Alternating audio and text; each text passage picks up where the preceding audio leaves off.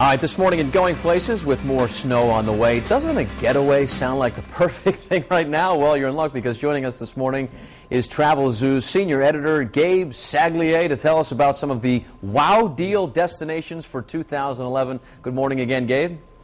Patrick, good to be with you. We'd like to be in a warm spot right now. I know you've got a lot of deals for us. Let's get started with Mexico's Yucatan Peninsula. Why is this a hot destination this year?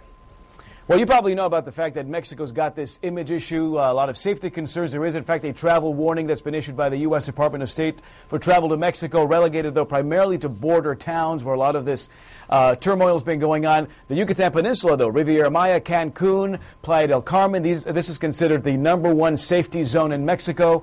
And as Mexico tries to rebuild its international image, this is the focus, really, of some of the best deals coming out now over the last couple of months, and we anticipate in much of 2011 as well.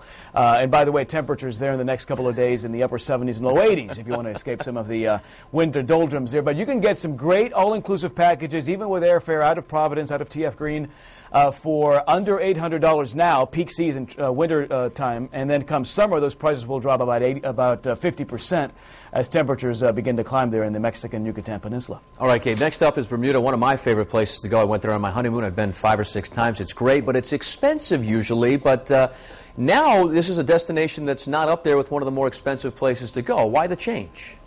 Well, certainly, I mean, Bermuda's always had sex appeal, but what's happening, 2 things are happening this year. One, airlines are getting more competitive. We're getting extra routes now out of cities throughout the eastern seaboard, and the cruise lines have really stepped up. So now we've got cruise lines like Carnival, Holland America, Royal Caribbean, either adding new itineraries out of Boston, out of New York, out of Charlotte, out of Baltimore to Bermuda, or putting larger ships on these routes. So you've got extra cabins. Extra cabins means more availability. Prices become more competitive. Prices going down. We're seeing springtime cruises, April cruises, for example, to Bermuda out of Boston for as little as $4.99 for a 7-8 day cruise.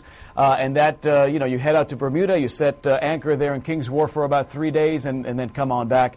So all of a sudden, Bermuda's becoming just that much more accessible thanks to the extra availability of cruises and airfare as well. All right, Horseshoe Bay. Real quick, Gabe, 30 seconds. Vegas, always hot, but it's hot right now as well. Yeah, certainly. I mean, Vegas was on our list last year. We had to put it on the list this year. In the last 12 months, an extra 9,000 rooms have opened up on the Strip.